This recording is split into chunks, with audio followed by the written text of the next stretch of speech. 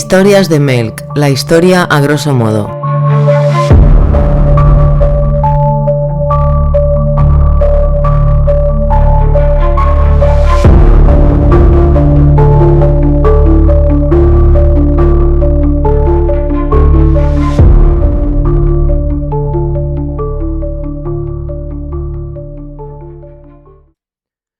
Hola amigos, ¿cómo estáis? Hoy venimos a hablar de la RAF, pero no la RAF que estáis pensando de las fuerzas aéreas británicas en la Segunda Guerra Mundial. Hoy el tema que nos ocupa es la historia del grupo terrorista de extrema izquierda alemán, la Rote Fraktion Armee, o como se dice en castellano, la fracción del Ejército Rojo. Un grupo que fue un verdadero dolor de cabeza para el gobierno de la República Federal Alemana durante los años 70 y 80. Soy Tony de Melk y os voy a explicar su historia. Empezamos. Bueno, empezaremos con el contexto, porque para conocer la historia de este grupo hay que empaparse bien de cómo estaba Alemania en ese momento. Son finales de los años 60. Plena Guerra Fría. Hace apenas 7 años que mataron a Kennedy en Dallas. El mundo dividido en dos partes: los comunistas y los capitalistas. Y son unos años muy moviditos en Europa. Es un hervidero de ideas progresistas. La juventud está muy movilizada y politizada. Por ejemplo, en 1968 ocurren muchas cosas. Tenemos el Mayo francés. Tenemos la Primavera de Praga. La guerra de Vietnam está en pleno auge. En México ha ocurrido la matanza de Tlatelolco, en la que a unos estudiantes los masacran en una manifestación. Y la juventud está harta. Hay muchos movimientos en las universidades. Son muy potentes. Como os he comentado, el famoso Mayo del 68 de París se inició en gran parte en la Universidad de la Sorbona. Es una nueva generación que quiere cambiar las cosas. Es una rebelión contra los adultos, contra las clases dominantes. Porque a la gente joven, a los estudiantes, no les gusta la deriva que está cogiendo todo. Y si vamos a Alemania, aparte de todo esto que está pasando en Europa o en Estados Unidos, tenemos que sumarle un añadido. Y el añadido es el nazismo. Porque en Alemania hay aún muchos antiguos nazis que están en puestos importantes. Después de la Segunda Guerra Mundial, cuando Alemania perdió la guerra, se intentó desnazificar. Los aliados se sacaron a todos los nazis que pudieron de encima. Pero había un problema, que es que Alemania había perdido a muchos hombres, y si querían hacer un país funcional, a muchos de estos antiguos nazis los iban a necesitar de nuevo. Los aliados se encontraban que, por ejemplo, en las universidades faltaban docentes, y muchos profesores nazis volvieron a ser admitidos de nuevo en sus trabajos. Alemania está en un momento bastante conservador. No ha habido ni un gobierno de izquierdas desde el fin de la guerra. Bueno, eso en la Alemania que nos ocupa hoy. Recordad que no es que hay una Alemania, hay dos. Porque cuando acabó la guerra, Alemania se dividió en 4 partes: la soviética, la inglesa, la francesa y la estadounidense. Que estas 3 últimas se unieron y crearon la República Federal Alemana. Y la soviética hizo lo mismo, pero con un sistema comunista, que fue la República Democrática Alemana, la RDA. Y con Berlín pasó exactamente lo mismo, ya sabéis, el muro de Berlín. La República Federal Alemana, la capitalista, la capital la puso en Bonn. Y la República Democrática Alemana la puso en Berlín Oriental. La historia de hoy, la que hoy nos ocupa, es la de la República Federal Alemana, la occidental. Los gobiernos han sido bastante conservadores, la policía es bastante represiva y la juventud más de izquierdas, está muy en contra de estos gobiernos, de las políticas que están tejiendo, y piensan que toda esta gente son los herederos del nazismo, que son el mismo perro pero con distinto collar. Habían frases como en las manifestaciones que hacían los jóvenes, que decían mucho el ¿y tú, papá, qué es lo que has hecho?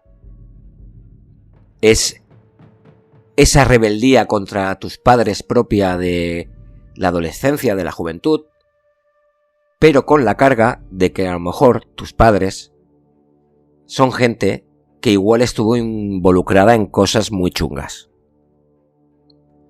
Pues entre esta juventud universitaria, los partidos extraparlamentarios que no han entrado en el Congreso, bueno, en el Parlamento alemán, tienen mucho peso. Muchos partidos de izquierdas, antiimperialistas, antiguerra de Vietnam.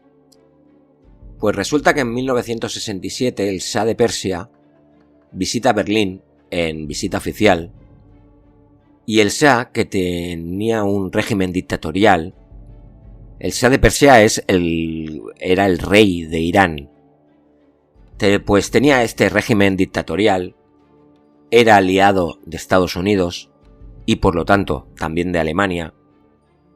Se empiezan a ver manifestaciones de jóvenes estudiantes que están en contra de su visita, y en una de estas concentraciones, mientras el Shah está dentro de la Ópera de Berlín,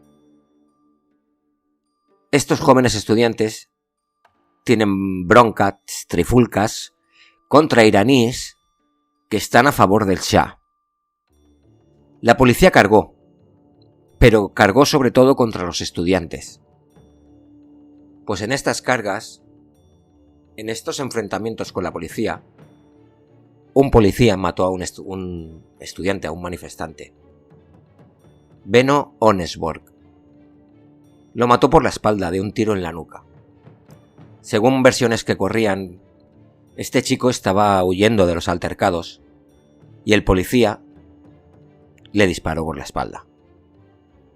Este policía fue a juicio, pero se le declaró inocente, que era por los nervios del momento, bueno, en fin. Al entierro del chico fueron más de 8.000 personas. Y poco después, a uno de los líderes estudiantiles también lo intentaron matar.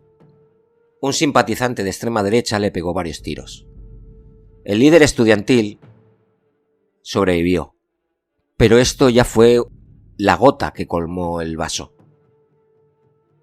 Una joven, protagonista de hoy de nuestra historia, Gudrun Ensslin, hija de un pastor protestante que había militado en el SPD, que es el Partido Socialdemócrata Alemán. La gente más de izquierdas, los jóvenes, estaban muy descontentos con este partido porque había llegado a acuerdos con los conservadores y como que veían que no defendían los postulados que en teoría deberían defender. Pues bien, esta chica que había militado en el SPD se hartó de los buenos modos y dijo una frase. No se puede discutir con la gente que hizo Auschwitz. Tienen armas y nosotros no. Nos tenemos que armar. Esta chica tiene una pareja que es Andreas Baader. Andreas Baader es un tío de acción. Y en junio de 1968 la pareja, junto con 2 amigos, fueron a unos grandes almacenes en Frankfurt y les pegaron fuego. Como en parte son un poco chapucillas, pues los pillaron enseguida. El juicio se lo tomaron un poco a cachondeo. Montaban números, fumaban puros en la sala. Estaría guay pasar una temporada en prisión por ser un revolucionario. Y a los 4 los condenaron a 3 años por el incendio. A Gudrun la viene a entrevistar una periodista de izquierdas que es muy famosa, una mujer divorciada con 2 hijas que se llama Ulrike Meinhof. Ulrike cada vez está más radicalizada. Ya empieza a pensar que lo que hacen ellos, los intelectuales de izquierdas, no es suficiente, que el hablar ya no sirve para nada. Como os he dicho, es muy famosa. Sale en televisión, va a programas de debates con políticos, se enfrenta a ellos. Es un referente para la izquierda. Trabaja en Concrete, una revista abiertamente de izquierdas. Y cuando hace la entrevista con Gudrun Ensling, hace buenas migas con ella. Gudrun era una chica muy carismática y enseguida se gana a Ulrike. Hay frases de la entrevista que Ulrike las censura. No las publica. Porque, por ejemplo, hay un momento que pregunta a Gudrun qué hubiera pasado si hubiera muerto gente inocente en el incendio. Y la respuesta de Gudrun es que a ella no le importaba. Ulrike censuró esta parte, porque si yo lo publico en la revista, nunca saldrás en libertad condicional. Como veis, Ulrike ya estaba claramente posicionada a favor de Ensling. Pues un día en 1969, estaba Ulrike Meinhof en su casa de Berlín Occidental cuando llaman a su puerta. Abre y delante de ella están Gudrun Ensling y Andreas Baader, que se han fugado. Estaban en libertad condicional y han huido de la ciudad. Se esconden en pisos de simpatizantes, hacen reuniones muchas veces en casa de Meinhof y Ulrike Meinhof se está imbuyendo de ese espíritu revolucionario que emana la pareja. Son gente de acción, no solo de palabras y copas de vino. Y el grupo va creciendo. Un tiempo después, a Baader, la policía lo vuelve a pillar. Y lo vuelven a meter en prisión, esta vez en Berlín. El resto del grupo planifica un plan para liberar a Baader. Consiguen que Ulrike Meinhof tenga una entrevista con Baader en una biblioteca porque se supone que están haciendo un trabajo conjunto. Y las autoridades penitenciarias lo aprueban. El plan es que cuando Baader esté con Meinhof en la biblioteca, un grupo de ellos entrarán, liberarán a Baader y Ulrike se debería quedar allí como si ella no supiera nada del tema. El plan se lleva a cabo. Baader es trasladado desde la prisión con 2 guardias que lo custodian. Y mientras está Baader con Meinhof en la biblioteca, afuera están esperando miembros de su grupo su momento. Primero entran 2 chicas con la excusa de que vienen a hacer un trabajo. Y como está Baader y Meinhof en la biblioteca, las hacen esperar en el vestíbulo. Las chicas, en un momento de descuido, que nadie las vigila, abren la puerta de la calle para que puedan entrar el resto que ya vienen armados. La cosa se complica y disparan en el estómago a un trabajador de la biblioteca. Consiguen reducir a los guardias, abren la ventana y huyen. Ulrike aquí toma la decisión que le cambiará la vida.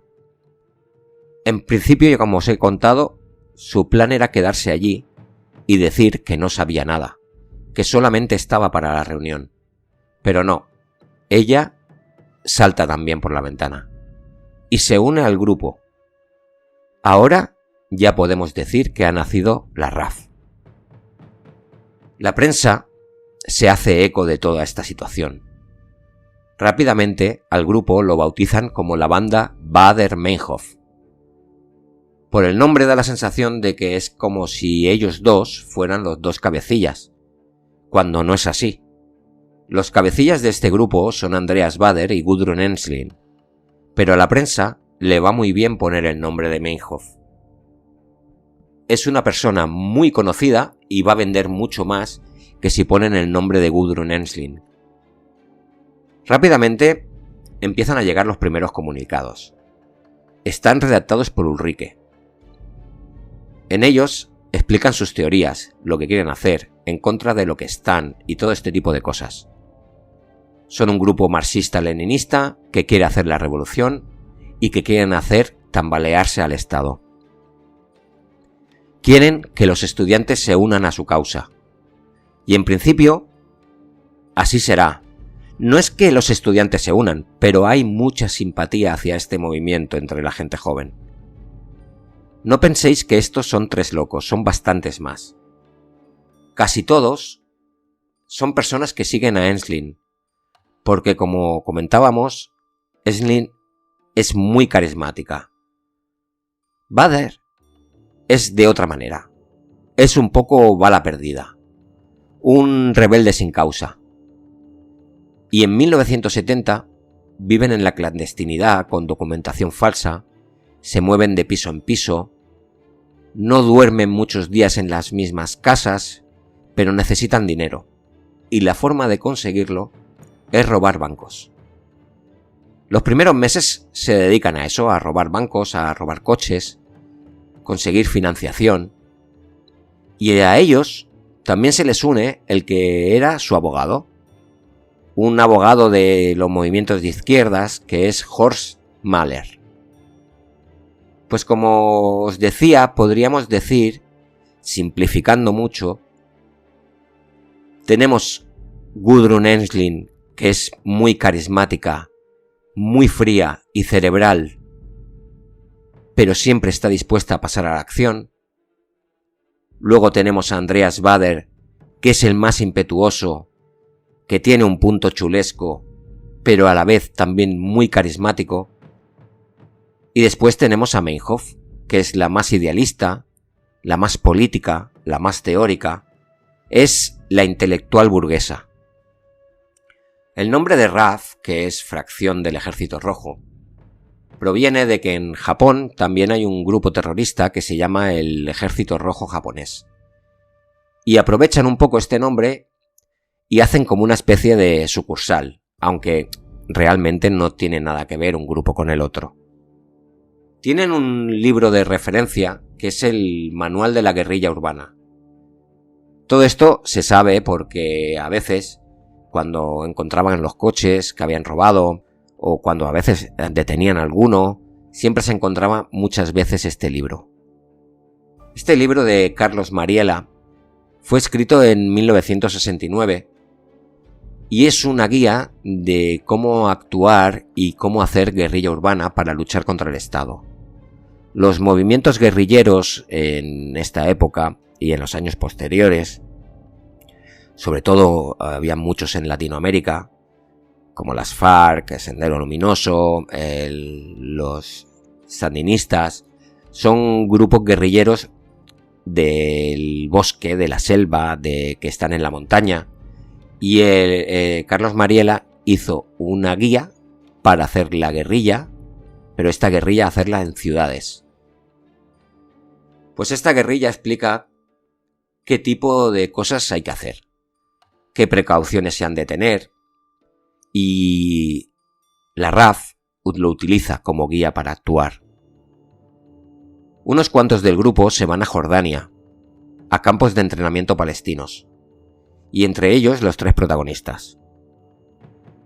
Van para familiarizarse con el uso de las armas, para aprender tácticas de guerrilla, y también para hacer contactos con otros grupos. Pero allí tampoco durarán mucho, porque es que al final los acaban echando. Están en un país árabe, musulmán, con otros combatientes que son musulmanes y ellos tienen un punto de vista muy distinto al que tienen nuestros amigos de la RAF. Las chicas, que estaban a la par numéricamente con los hombres en la RAF, pues a lo mejor se ponían a tomar el sol desnudas en las azoteas. Ellos, en la RAF, están también imbuidos del mundo de la igualdad, de la libertad sexual, todo muy de finales de los 60, y esto entre los grupos palestinos pues no sentaba muy bien. Total, que al final los acaban echando, con buenas maneras, con alianzas, pero los acaban echando. Vuelven a Berlín y ahora que ya tienen el armamento, o sea, tienen pistolas, tienen sus fusiles, saben preparar bombas, pues empiezan los atentados. Estamos en 1972. Ya están preparados para empezar la guerra contra el Estado. Ponen una bomba en una base militar de Estados Unidos. Y allí muere un soldado norteamericano. Ponen bombas también en comisarías de policía. En Heidelberg ponen otra bomba en otra base yanqui.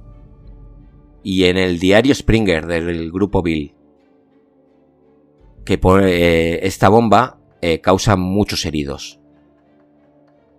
Mientras los atentados contra el ejército norteamericano o contra la policía alemana son porque, bueno, están luchando contra el Estado, están luchando contra las alianzas que tienen con Estados Unidos, que es un país imperialista.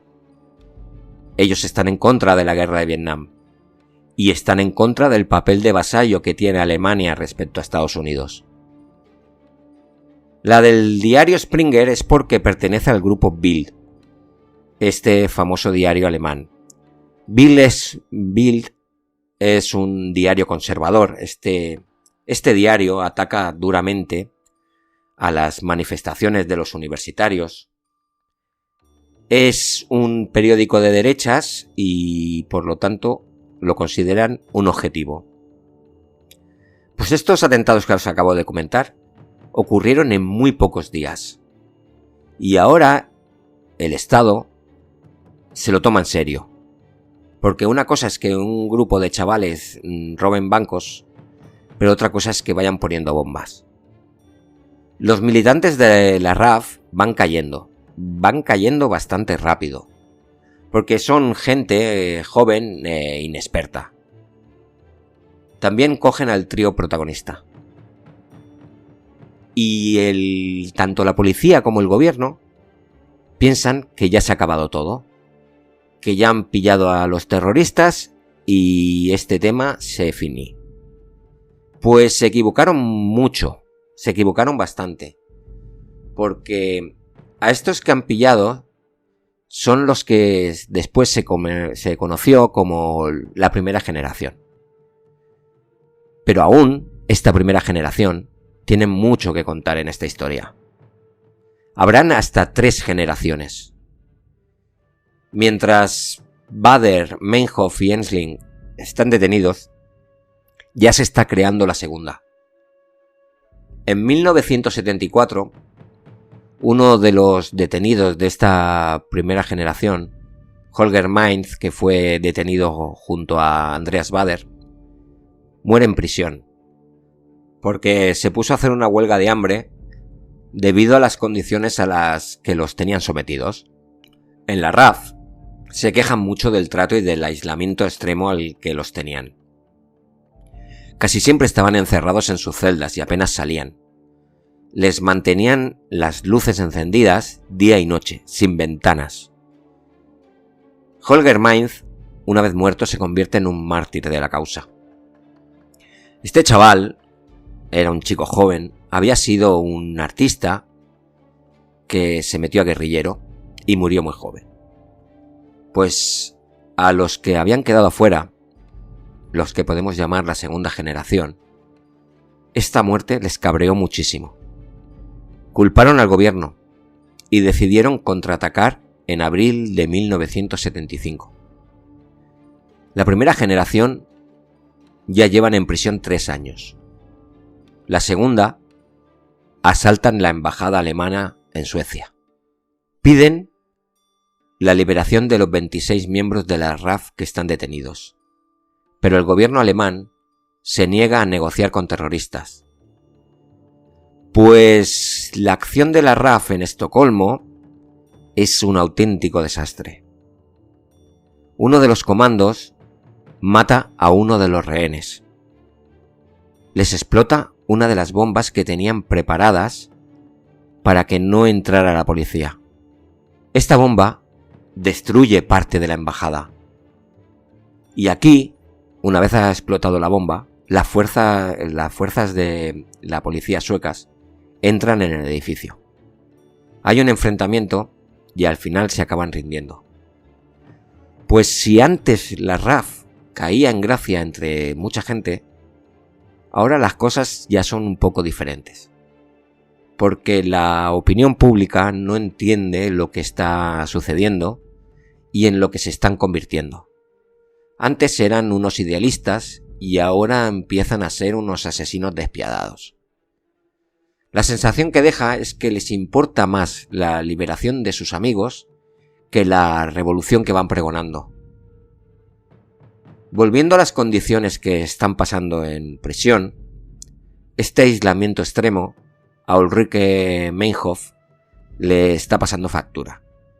No está bien mentalmente, está sufriendo mucho, está tocada, ya no pertenece al núcleo duro, y Andreas Baader y Gudrun Ensslin la empiezan a despreciar.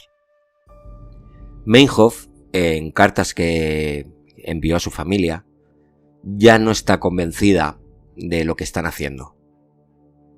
Ahora tienen a todos en la misma prisión. Al principio los tenían repartidos. Todos están en la prisión de Stammheim, cerca de Stuttgart. Totalmente aislados. Se comunican haciendo ruidos en la pared y el juicio que se va a hacer contra ellos se hace justo al lado de la cárcel. Construyeron un edificio para hacer este juicio.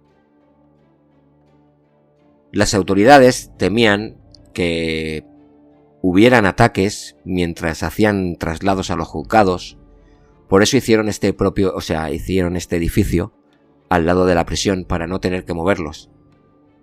Esto, años más tarde, fue lo mismo que pasó con el maxiproceso de Palermo que se hizo contra la mafia siciliana, que montaron un juzgado justo al lado de la cárcel para no tener que mover a los presos.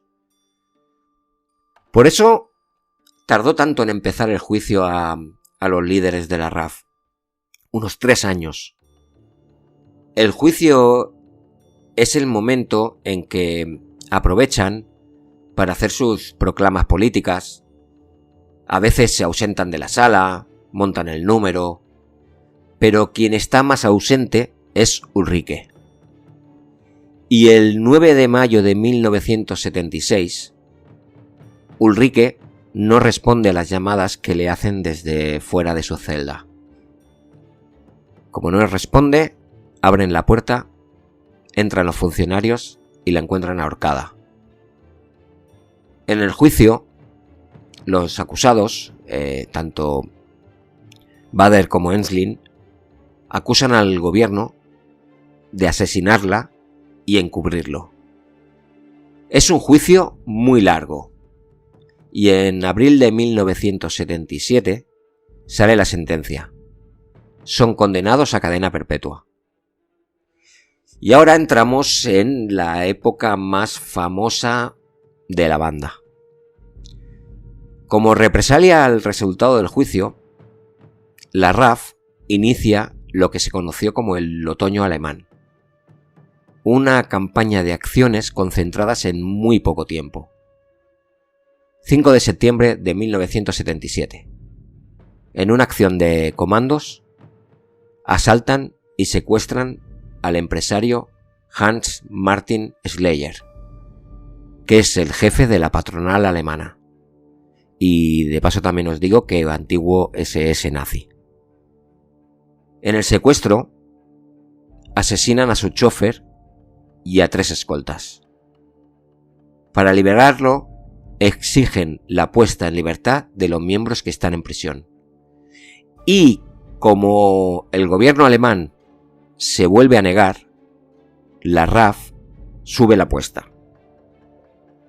El 13 de octubre, un comando palestino secuestra un avión de la Lufthansa que operaba de Mallorca a Frankfurt. Piden lo mismo, la liberación de los detenidos de la RAF. Era muy común que bandas terroristas se ayudasen entre ellas, y lo de secuestrar aviones era algo también bastante habitual. Pues después de que varios países se negaran a recibir el avión, nadie quería ese marrón. El avión acaba en Mogadiscio, capital de Somalia.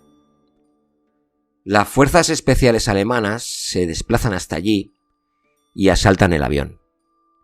Consiguen matar a 3 de los terroristas palestinos y al cuarto lo capturan.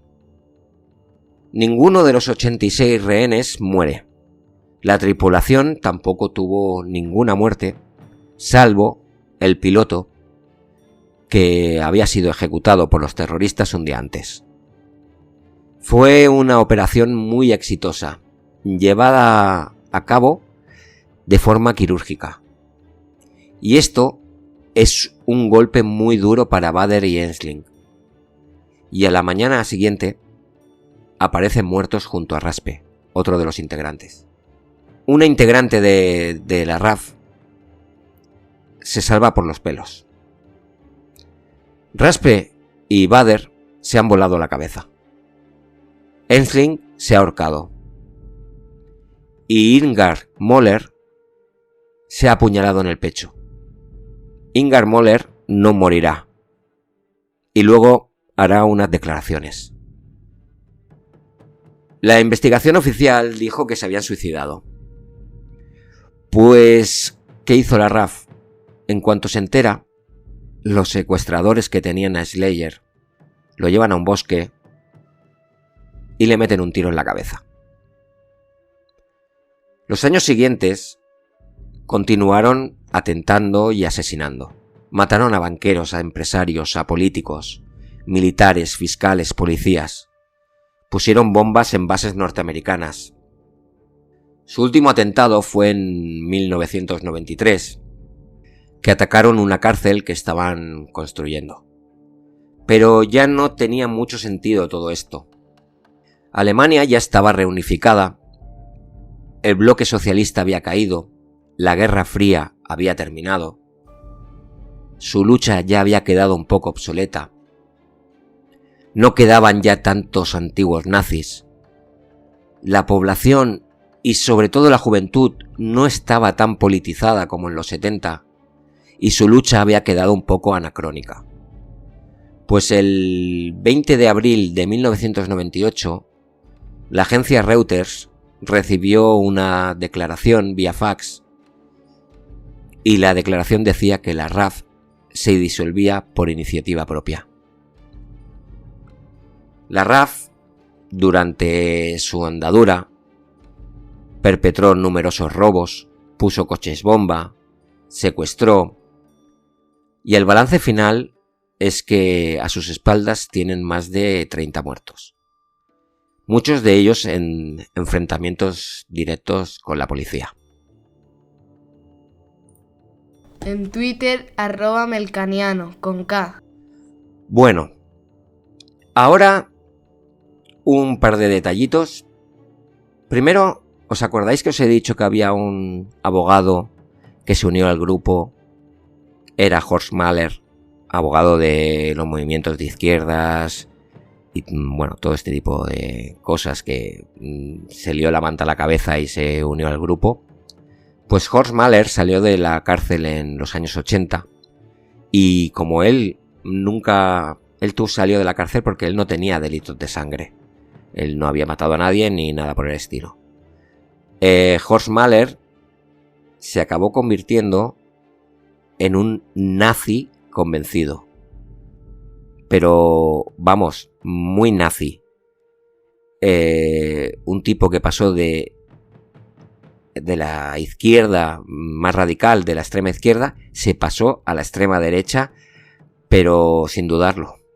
Bueno, murió en 2025, este año murió, en junio, y no sé, me ha parecido muy curioso este cambio de este hombre. Y ahora vamos con el tema delicado. El tema delicado es todas las dudas que hay. Hay muchas. Y esto ya vosotros tendréis vuestra propia opinión. Los suicidios. A ver, los suicidios. Empecemos por el de Ulrike Meinhof. Ulrike Meinhof no estaba bien. Era bastante plausible de que se hubiera suicidado, porque sabía que iba a pasar el resto de su vida en prisión y ni siquiera ya tenía amigos. Pero Ulrike le había enviado una carta a su hermana que decía: si alguna vez os llega la noticia de que me he suicidado, que sepáis que no es así, que esto ha sido el Estado que me ha matado. Vale, esta es la primera. No sé, con Ulrike no lo sé. Pero ahora vienen los otros. Esa noche que murieron Gudrun Ensslin, que se ahorcó,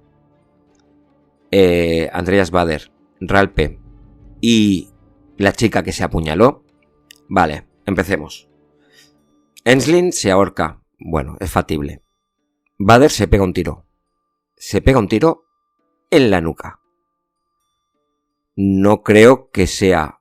Primero, cárcel de máxima seguridad, vigilados 24 horas. ¿Tiene una pistola? ¿Cómo ha conseguido una pistola?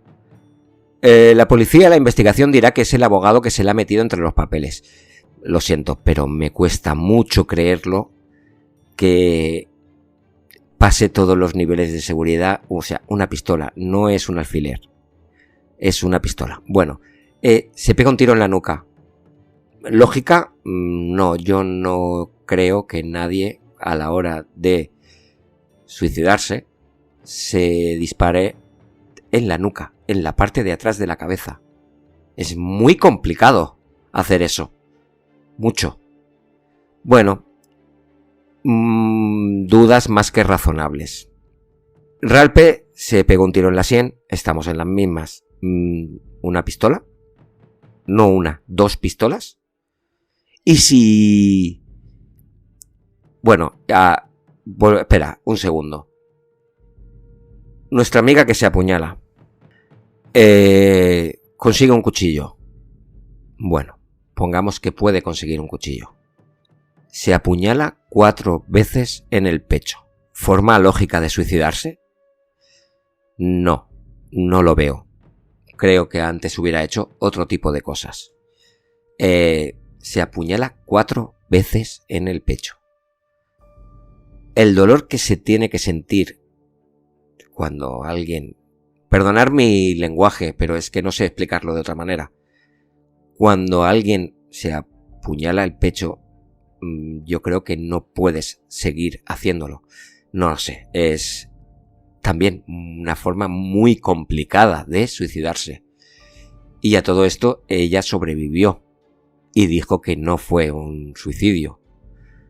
No fue un suicidio, dice que se lo hicieron. Bueno, esto ya podemos tomarlo como cada uno que tenga su propia opinión. Pues como veis, yo tengo la mía y creo que está bastante clara. Metieron las pistolas y si están tan mal o están luchando contra el Estado, si tienen pistolas, no sé, lo normal no sería que murieran matando. Pregunto. No sé, yo creo que no es muy lógico. Otra cosa, si es un acto político, el suicidio, no dejaron ninguna nota, no dejaron ninguna declaración. Si tú haces un acto político, lo normal es que tú expliques por qué lo haces y en lucha a qué. Bueno, ya me entendéis. no tiene mucho sentido. Ahora, pongamos que no ha sido suicidios, ha sido cosas del Estado, que ha sido el gobierno quien lo ha hecho, pongamos así, pongamos esa hipótesis. Deja mucho que desear que un Estado democrático se salte sus propias leyes a la torera y de esa manera. Esta gente estaba condenados a cadena perpetua y estas cosas de dictaduras, no lo sé, me parece una vergüenza. Si fue así, nunca lo sabremos porque la versión oficial es que fue un suicidio, pero hay muchísimas dudas, muchísimas. Bueno, por lo menos creo que estas cosas, esta historia, esta parte final, por lo menos la versión oficial yo creo que hay que ponerla en cuarentena, cuando menos. Y bueno, hasta aquí la historia. Espero que os haya gustado. No sé si la conocíais. Esto en los 70 fue muy famoso. Yo recuerdo que mi padre me lo comentó cuando yo era un crío. Y tenía ganas de contarla. Bueno, sobre este tema he visto una peli. La peli está muy bien hecha, del 2009. Se llama el complejo Baader-Meinhof. The Complex Baader-Meinhof. Es una peli alemana, está muy guay. Pero se ciñe demasiado, quizás lo que no me gustó. Ahora que ya sabéis la historia, os puedo hacer spoiler. Da por buena la versión oficial del gobierno. Lo da como por hecho. Bueno, es una película. Está muy bien ambientada, los actores están muy bien y vale la pena verla. Como os he dicho, el complejo Baader-Meinhof del año 2009. ¿Qué más? Ya sabéis las redes, las tenéis abajo en la caja de descripción, la lista de Spotify, todo este tipo de cosas, el grupo de Telegram y el podcast que os voy a recomendar hoy es un podcast que ya plegó velas. Pero está muy chulo, a mí me gusta mucho. De vez en cuando lo sigo escuchando porque yo los programas que hicieron ya los escuché todos. Se llama Buenos, Feos y Malos. Son 3 amigos que cogen un tema, pues como podría ser como podría ser este tema, y bueno, hablan sobre él desde un tono humorístico y los podéis encontrar en iVoox. En iVoox están seguro, en Spotify y eso supongo que también, pero no estoy seguro. Pero está muy chulo, tienen unos cuantos programas. Y escucharlos, porque aunque esté cerrado, son temas que, bueno, se pueden escuchar siempre, porque son cosas de la historia, desde un punto de vista, ya os digo, que desde el humor, y es altamente recomendable. A mí me supo muy mal que dejaran de grabar, y espero que vuelvan, que se les pase este parón y vuelvan. ¿Qué más? Sí, también quería comentaros esto. Estuve en un podcast que se llama El Diario de Argifonte, por si queréis conocer un poco cómo es la intrahistoria de este podcast, de cómo me surgió la idea, bueno, pues ahí tengo una charla con Víctor Gabriel, y hablamos del podcasting en general y sobre todo de cómo se inició este proyecto. Nada, si queréis saber un poco más sobre esto, lo tenéis en iVoox y nada, dale una escucha. Nada más, creo que ya os he contado todo lo que acontece y nos vemos en el siguiente episodio. Soy Tony de Mel, que ha sido un placer. Adiós.